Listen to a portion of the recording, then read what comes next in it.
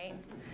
Thank you guys all for showing up. I really appreciate it. I'm always concerned when I go and speak at schools that there's going to be 4 or 5 students that show up and me in a big room. But man, you guys showed up and showed off right now. So thank you. Y'all are awesome. So his welcome was exactly correct. I'm going to talk a little bit more about my background and how I got to Richmond Raceway and to NASCAR because it is an odd sort of background. Does anyone know what this is? It's okay if you don't, because I didn't until about 7 months ago. Restrictor plate, right. All right, so someone's a race fan. It's a restrictor plate. This little guy reduces the flow of air, which inevitably reduces horsepower and speed in a stock car, okay? It was implemented in 1988 after driver Bobby Allison crashed at about 210 miles an hour into a retaining wall during a race and endangered thousands of spectators and fans. Everything turned out okay, but it could have been far worse. So it was implemented there. It takes the power of a car, the speed of a car, and its progression from about 800 horses down to about 400 horses. So that's a sizable impact, right?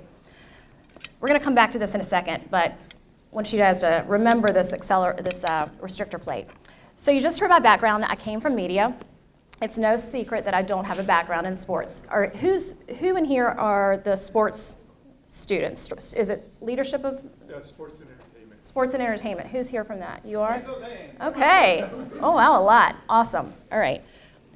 So I actually started, ironically, at Auto Trader magazine about 20 years ago. When I first started, it took me a little while to understand marketing and media because it was my first role in marketing and media, but quickly into it as a salesperson, I was one of the top 5 salespeople in the nation, multiple quarters in a row.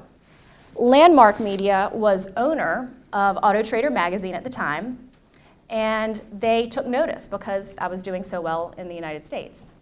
They wanted help launching a direct mail magazine, which is the kind of mail that you get in your mailbox. It's like a Reach magazine maybe right now.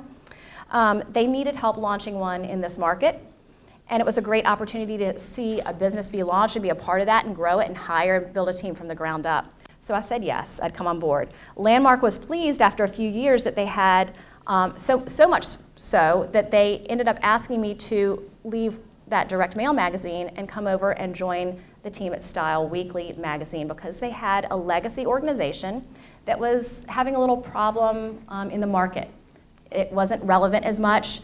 It was sort of tired and sleepy, and so they asked if I would come over and be the sales manager for the time being. After a few months of being the sales manager, they quickly shifted and said, "We want you to be the publisher, actually." Do you guys know what a publisher is? Anybody? Shout it out if you know. No? Publisher. You publish, that's true. The publisher is like the president of a media company. They oversee the editorial team, so the writers. They oversee all the digital teams. They oversee the marketing and sales team, and they also oversee operations. After a few months of being there in the sales department, they needed someone who could oversee the entire organization and would help refresh and rebrand. So after a few short months, I started in that role. They also oversee the entire business and the revenue side as well, so it was impactful for me to be a part of that. Landmark, for those of you who are not familiar, is the company that owns the Weather Channel. You guys know that, right? Or they used to own the Weather Channel, rather. They started it, innovated around it, and then built it and then sold it. So to kind of give you some concept of the scope of the company in Landmark, that's the size that I was working with. They also owned hundreds of TV stations and newspapers, daily and community around the United States. And they needed a refresh. At the time, I was 31 years old, so I was the youngest publisher in the United States of an alternative news weekly magazine for Landmark. During my time as publisher, we decided to overhaul the entire business, right? When you need a refresh and you need a rebrand, what are you going to do? You need to go in and create new creative and then introduce yourself into the marketplace in ways you haven't done, such as events and festivals. And then digital was just becoming a bigger thing at that time. Facebook had just launched. Twitter was getting ready to launch in a couple of years. So the impact that I had on that business was really to open up style to new audiences and to get us into the digital world. When I eventually left Style Weekly, I was offered another opportunity with another B2B magazine called Virginia Business Magazine. The same situation that they had, it was the same one as Style. They were sort of sleepy, they needed a refresh and a rebrand in the market, and they wanted to get in front of new audiences. So they asked if I would come over and do the same thing that I had done at Style Weekly and come and join their team. And that was right before the pandemic. During the pandemic, we completely overhauled the entire magazine, all the media, digital efforts and capabilities, and we actually grew revenue during a pandemic and profit. So I tell you all of this because I know that sometimes it's difficult to see the change or how you would get from marketing to NASCAR. I often get asked that. A good friend of mine, his name was Tim Clark. I grew up with him since first grade all the way through high school. So this is a good lesson for be kind to those who you are interacting with now, because it could really pay off for you down the road. Tim Clark reached out to me about this time last year. And he said, I've been seeing what you've been doing on social media. I've been reading about what you've been doing with Virginia Business and Style Weekly in the past, as far as rebranding and restructuring and revisioning the efforts. And we're looking at making some changes at the racetrack. Would you be interested in talking? And at first, because I'm in a marketing background, I thought, sure, it's overseeing the marketing department or sales teams. And he said, well, it's actually for the president. At first, I started dying laughing because there was no way that I thought I could take on this challenge. It's a totally different industry. But he said, I think we're looking for something exactly like what you've been doing. Let's talk. When they came to town when NASCAR came to town last spring, first week of April, I sat down, I was invited to a dinner with some NASCAR executives. They told me it was going to be a casual dinner. I don't know if you guys know this, but NASCAR and really any professional sport that you enter into, nothing is done casually. I thought I would show up and just a few people there. There were the top executives in NASCAR at this dinner. And as they started to describe what they were looking for and the changes that they were looking to do, not just in Richmond, but in NASCAR wide, bringing new audiences on, reaching a younger demographic, different demographics, and then how they wanted to go about doing that, it got me really, really excited.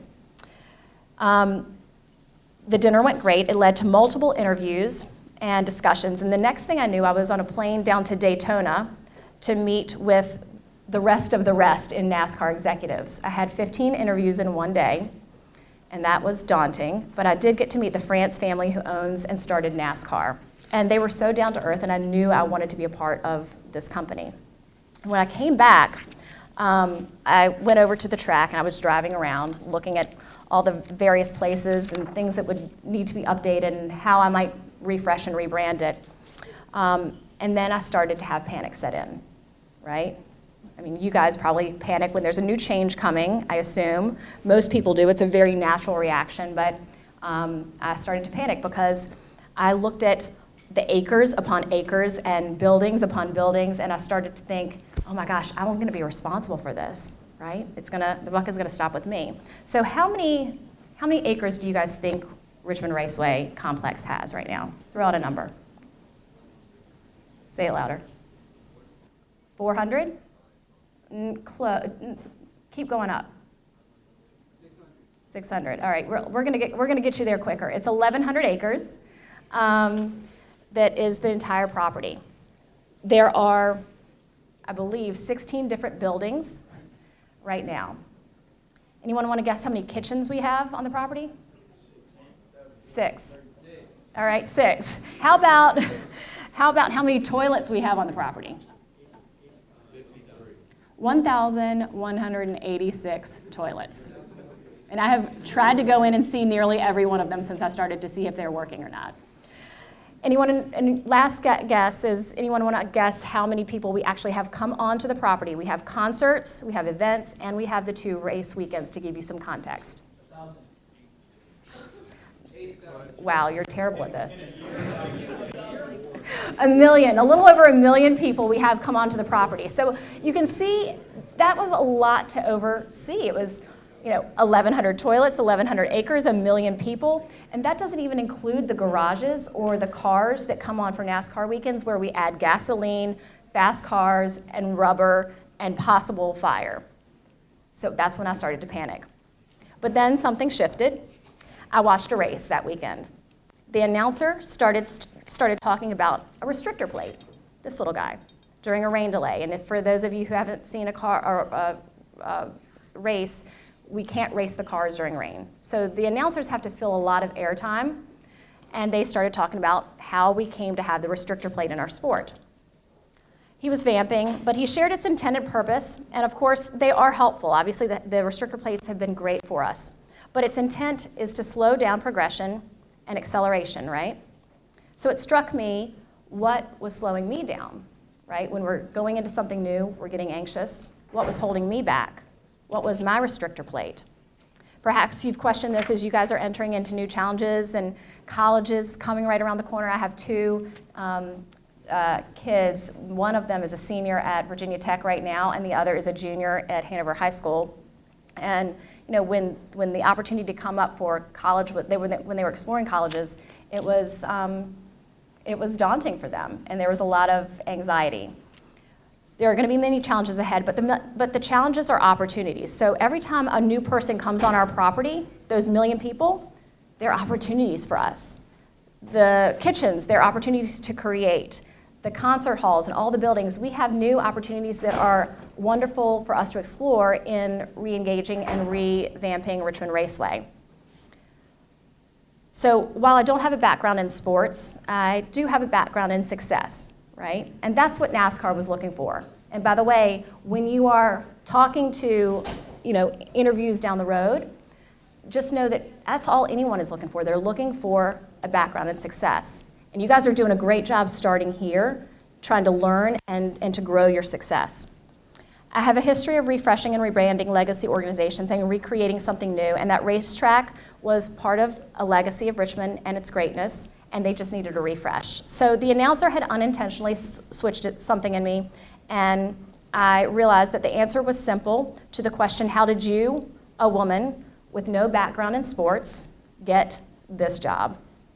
And that was simple. I don't let anything or anyone become my restrictor plate, okay? So I'm open up to the floor with questions, or is that good for us to proceed?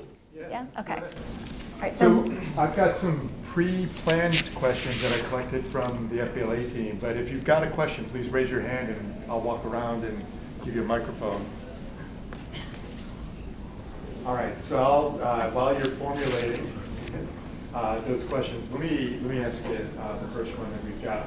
How are you all pulling together your strategic plan now that you're in the role? Right, so you guys are going through strategic plan learning right now, and that's right? That's what I heard? Okay. So I'll share both in media and right now in sports. It's very similar. No one has a crystal ball to the future. You make your best effort, and there's always a process in place, but we all go into a strategic plan with the full knowledge that it's a work in progress. You're going to be able to change things. If a pandemic comes up, because how can you plan? You make alterations. You set a goal with a big goal in mind, and then you work backwards from there. Okay. So with the strategic plan, if you're forecasting 5 years down the road, yep.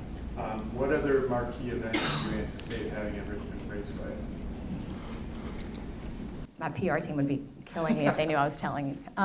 Well, we have, for race weekends in particular, the races, those 2 weekends that we have NASCAR come in are our biggest revenue opportunities. We actually get about $50 million of business just for 2 weekends. And a lot of that, just to give you some background, comes from our broadcast rights. It's on TV, it's on NBC, or it's on Fox. And so a lot of that money comes from that ability. But we have, other than taking those 2 weekends out, the racetrack and the property, we have so much room to grow. So we have the concert hall, and some of you might have come to a concert. If you haven't, it's really fun. It's a smaller venue, so you get more intimate with the performers. But we have a plan right now to grow from about 10 concerts a year to 30. We have, to answer your question, the big thing that we're looking to do is have a huge concert on the track with a larger name artist, because as you guys know, in Richmond, we don't get the bigger artists. You have to travel to Virginia Beach We have to travel up to DC to see the sort of A-list performances. But we have a stadium that can fill 50,000 people. And we have lights, and we have a great sound system, so we have all the elements that are necessary. So look for that to come.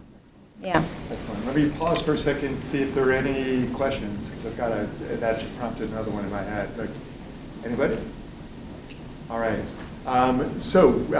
Then if thinking about the concert, one of the things that in marketing that we talk about, and Mr. Wilson's class is always talking about, is who's your target market. So if you're starting to think about NASCAR individuals, would you look to be able to bring in maybe a country star that would be great for that target market? Or are you looking then for the major star coming in, maybe branching out into a different target market? So the answer is both. Okay. I don't know if how much anyone knows about the drivers that we have. One of them is Bubba Wallace.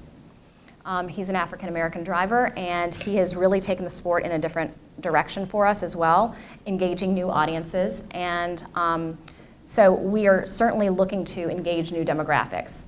That's why they brought me in as well, because they want to make sure that women feel that they can come to a racetrack and enjoy it, that all demographics in all of Richmond feel that they can come to the racetrack and it's their racetrack. It's not just a racetrack for one group. So we're reaching into other markets, and the acts that we bring along will be a hodgepodge, because we still have avid fans that have been coming to our racetrack for 1,000,000 years, and they are so wonderful to us. And they have a type of act that they like. And then I think there's room for growth in that area. Yeah. Okay, anybody want to just shout out like an act that should be here in Richmond that you guys would want to see? Okay, I'm going to throw out mine if you guys don't. I'm going to say Hall & Oates, revival of Hall & Oates. Do they know who that is? Do you guys know who Hall & Oates is? Anybody in my class would know? Only one person loves Hall & Oates. You do. Okay. So we're looking at, you've got one? Tell me. B&J. Oh, I'm sorry. Beyonce and Jay. Oh, okay. I was like, B&J? I mean, I'm learning some of the young language, the lingo, but B&J is not one. But Beyonce and Jay-Z, is that what you said? Okay, that would be a big get. That's a pretty big get for us, but we can always aspire, right? Okay. Another artist, country music artist or? Morgan Wallen. So he is actually on our short list. He came to our track to watch the races. And if you guys get a chance to come to the race or want to, it's April 2nd is the NASCAR Cup race. And we have a number of celebrities that we bring in. I don't know if you guys know a guy named Michael Jordan. I would hope you would know him. So he came to our last race. I was on the job for about 3 weeks before my first race in the summer. And Michael Jordan owns a NASCAR team called 2311. Okay, 2311 they have the contract with Bubba Wallace, and so we asked if Michael Jordan would come to support his drivers, and we got it. We pushed. It was very hard to get him, but it was a wonderful thing. And so if you come to a race, you might see a couple of celebrities around. Go ahead. I'm not friends, but he did question me the first time we met on what shoes I was wearing. I did not have my shoe game on. That was a big fail for me. So, he gave a lot of our team he's given Jordans to. He has not given me, I have to be on the job a lot longer than 7 months, I think, to get a new pair of Jordans. But I've since gotten my Panda Dunks, my Air Jordans. I'm ready to go for the upcoming races. Did I say something? Did y'all wake up when I said Panda Dunks? Is that what happened? Okay. All right. That's how I need to, next time my shoe game I come, I will be on point when I come. All right. What other questions do you guys have? Yeah. I was going to say, is it just different now that you just make so much revenue at different times than your other jobs when you just had constant streams of cash? Oh, that's a great question. The constant stream, the question was, is it different now when you have a high concentration of revenue coming in during key moments rather than a constant steady stream of revenue? And it is. And here's how that is impactful, because you don't know if you're pulling all the right levers to move things in the right direction until we have that race, until it's time for people to actually show up, because we have to get people there. all the things you're doing and all the 8 months of preparation and marketing that you were talking about and all the things that we're trying to do to get attention back on the track, we don't know if that's going to work or how we need to alter that until the race weekend and we see who shows up. So that's where it's different. You can't constantly shift and change and be flexible. That's a good question. When you were talking about, so you went from like media and newspaper and magazines to NASCAR, what was it like transferring from I guess something small to overseeing a whole raceway? Yeah, so that's a good question. You have a part two. Yeah. I'll answer that one. What was all the interviews like? They were not easy, but the people there he asked what the interviews were like. The people who were interviewing me made them very easy, which is why I wanted to go with NASCAR. They made me feel very comfortable. I mean, an interview is never easy, right? Has everyone gone on at least one interview so far for a job? Or do you guys have jobs? No. Okay, so it's not easy to do it, right? But they made me feel very comfortable. And the first one was going from media into a raceway. The budget is bigger, but it's just a few extra zeros at the end of the day. You have to go through the process of the budget, right? But the process is all the same building up to it. Looking at cost-cutting measures, seeing how we can reach out to new demographics and grow revenue. It's just a few extra zeros at the end of the day, and that's it. That's how I've chosen to look at it anyway.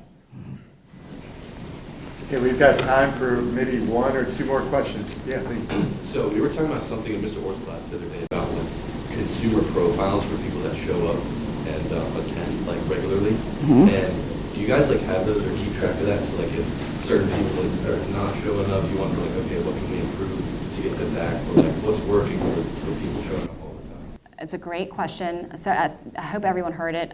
Do we have data to support the type of people that are coming in the door during the races? Let me see if I'm paraphrasing this right. And how do we use that to our benefit? Is that kind of what you were going for? Okay. So yes is the answer. We actually have an entire data team dedicated to analyzing who is walking in, what door, what time that particular person, and how old they were, bought the ticket. Did they buy it 8 weeks out? Did they buy it 4 weeks out? How many of a different demographic are we engaging and getting through the door? And is that growing? Who do we need to tap into? But there's so many different variables that they're looking into. And we get a report almost monthly that kind of shares that insight, not just with our track, but at Daytona. The Daytona 500 is next week. So I'm heading down there, and it's all hands on deck for that. But we'll get insight for that race, and we'll get insight for ours and see how it's relative and how we can use that information to our benefit. So yeah, it's a good question. Awesome, thank you. Yeah. One last question. Are you one of the only women in higher positions, or are there a couple other that are up there with you? There are a couple now. When I first started, there was one other, and now they just hired a president of the Phoenix racetrack, Latasha Causey. So there's actually 3 of us now that are presidents of NASCAR tracks, and that is a very unique thing in NASCAR. So it's nice to see that we're jumping in. Just a kind of a follow-on for that question, because that was probably the most asked question as we were preparing for this. What kind of obstacles have you run into being kind of the trailblazer in a traditionally male-dominated sport, coming from your background? Yeah, I mean, I think most people have questions as to how I got here, and it's good questions. So it's really more being challenged, and it's not just males, it's males and females. I think anyone is correct in asking, how did you get this job? Because the racetrack is an important, institution in our region. And so it has such a huge economic impact that they want to make sure that they have the right person leading it. But I would say, it's not really about female or male going into it. I think it was just, how can this person move us in the right direction, and we want to ensure that that happens. Yeah, it's actually asking a little bit different. It was, now that you're in the role, what obstacles have you encountered being one of the first? Probably just, I think the teams and drivers want to feel a level of comfort that when they come to a track that everything is operationally going to be running similarly. It's really just a confidence level. I don't know that gender is really getting crossed over into the line of questioning. I think it's just they want to make sure that it's the right person. And the proof will just be in the pudding when people show up for the spring race, right? So, yeah. All right, so I was just looking at the time. Let me introduce Mr. Wilson, who has something from this morning from the sports and entertainment marketing world.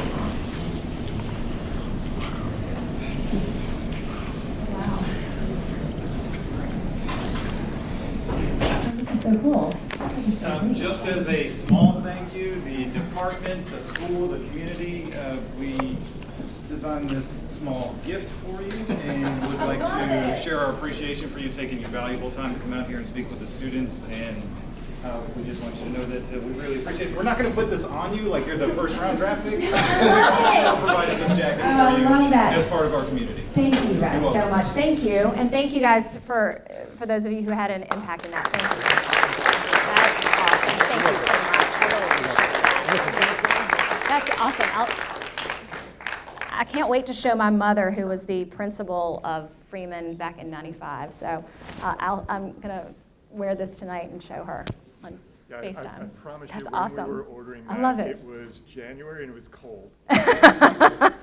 Listen, give it 2 more days. It will be in Richmond, and hopefully not for the race weekend. So thank you so much. I really appreciate that. Thank you. Perfect. Any last thoughts or comments or questions? So guys, we still have about 3 minutes, so go ahead and ask your question. While you're waiting for that, what I will say is, remember I mentioned, the relationships that you make now could impact you down the road, because that is how I got even introduced into NASCAR.